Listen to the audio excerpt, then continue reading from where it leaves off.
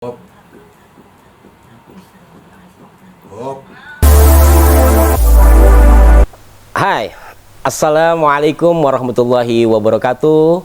Kepada para jims, sebutan baru bagi penggemar kanal Jimat Leluhur.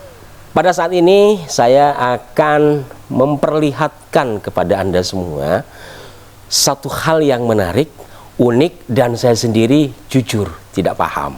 Apa itu? Adalah seorang tokoh di Cirebon. Beliau akrab dipanggil Kiku. Padahal beliau aslinya adalah terah, dalam pengakuannya kepada kami, terah dari Kanjeng Sunan Gunung Jati bernama Pangeran Basmudin. Lalu apa kelebihannya beliau? Begini lur, saat kami bertandang ke sana, kediamannya di Cirebon, beliau memperlihatkan banyak hal, keindahan-keindahan alam, keunikan-keunikan, termasuk juga pusaka-pusaka. Dari sejumlah pusaka yang ada, bisa beliau berdirikan dengan posisi terbalik dan goyang-goyang. Nanti lihat ya, nanti lihat ya. Nah, sebenarnya menurut kawan-kawan kami di dunia pakerisan, termasuk menurut Ki Cokro Santri, bagusnya sebuah keris, mantapnya sebuah keris tidak harus berdiri. Tidak harus berdiri lalu dikatakan keris itu hebat, tidak. Karena berdirinya sebuah keris mungkin saja secara umum itu karena metalurgi, karena keseimbangan dari bahan-bahan yang ada di situ. Juga ada kalanya ada teknik pada bagian warangka yang tentu juga disesuaikan dengan keseimbangan. Begitu lur, artinya wah ini keris berdiri hebat. Bisa saja iya, bisa saja tidak. Artinya menurut para ahli pakerisan, keris bagus atau tidak ditentukan oleh berdiri atau tidaknya. Hanya saja saya ulangi, berdirinya sebuah keris dengan umumnya dengan posisi terbalik, warangka ada di bawah, itu ada kelebihan pada sisi metalurginya, pada sisi keseimbangan. Nah, yang akan saya tampilkan ini menariknya, keris apa saja yang saya perhatikan waktu itu, ada keris, terus ada cangklong yang terbuat dari kayu nagasari, terus ada pedang. Semua itu ditancepin begini. Nah, biar nggak penasaran, tonton dulu deh, tonton ya. Ini namanya keris naga ganda, ya, naga ganda. Keris naga ganda. Ini insya Allah, ini alhamdulillah keris ini sudah sekitar 230 tahunan. Ya, ini 230 tahunan, boleh kalau mau dicek.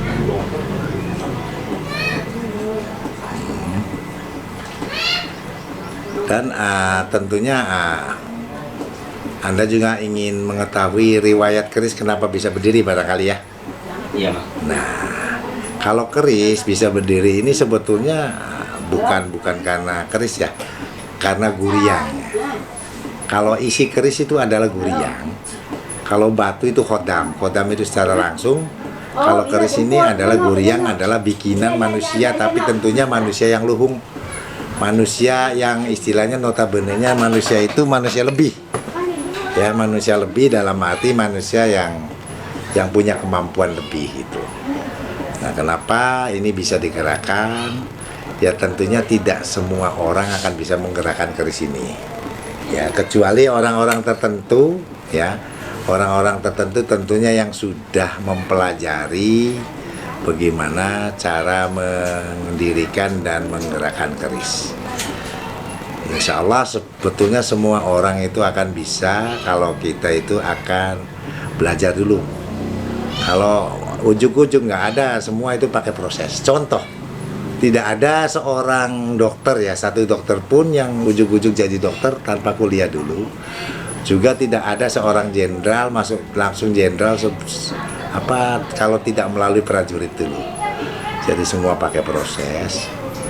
Insya Allah bagi anda sekalian kalau ingin gimana supaya bisa ini, tentunya kita harus bisa ini dulu ya, sinergi dulu dengan guriangnya ya. Kalau guriangnya tidak mau kita ajak kerjasama, tentunya nggak bisa gitu ya. Naga ganda, dan konon katanya ini tuh tadinya pakainya emas, nggak tahu ini emas bener apa enggak ya, gitu ya, emas berapa karat nggak tahu. Ini keris ini di saya ini sudah lama, sekitar berapa ya, ada barangkali 12 tahun saya pegang keris ini. Kalau sudah ini nurut ya. Kalau saya mencoba suruh ke belakang, kamu mundur, ini tentunya akan mundur ya. Kalau misalnya ini berdiri lagi terus saya suruh maju, kamu maju. Nah, bukan ke samping, ngerti nggak? Bukan ke samping, maju ke depan, maju.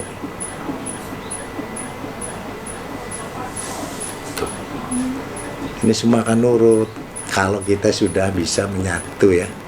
Tapi kalau misalnya yang ujuk-ujuk ya, mungkin kalau yang sudah pengetahuannya ya, bukan ilmu ya. Kalau pengetahuannya sudah ke sana ya, bagi siapapun akan mampu sebetulnya. Tapi tentunya semua pakai proses. Dan yang saya tekankan di sini, kalau keris adalah guriang. Guriang itu adalah isian dari orang yang membuat, atau manusia yang mumpuni, manusia lebih linuwih ya, kalau Jawa bilang melinuwih, itu yang baru bisa membuat keris-keris sakti seperti zaman dulu kan. Keris ada Nogososro, ada juga itu apa tuh yang pada waktu itu Ronggolawe itu, iya kan. Nah, itu semua itu kan tergantung nanti empunya. Empu itu tergantung kesaktian empunya. Ya termasuk keris pegangan Ageman Syekh Syarif Hidayatullah itu beda. Memang beliau itu pegang keris naga runting. Tapi itu bukan bikinan manusia. Karena waktu beliau pulang dari Mekah menuju Cirebon, beliau itu kalau orang Cirebon bilang ngancik ombak, naik di atas ombak. Di tengah lautan Cina ketemulah sama naga diambil gitu, dicawuk, jadilah keris. Nah itu kerisnya Sunan Gunung Jati, kan beda.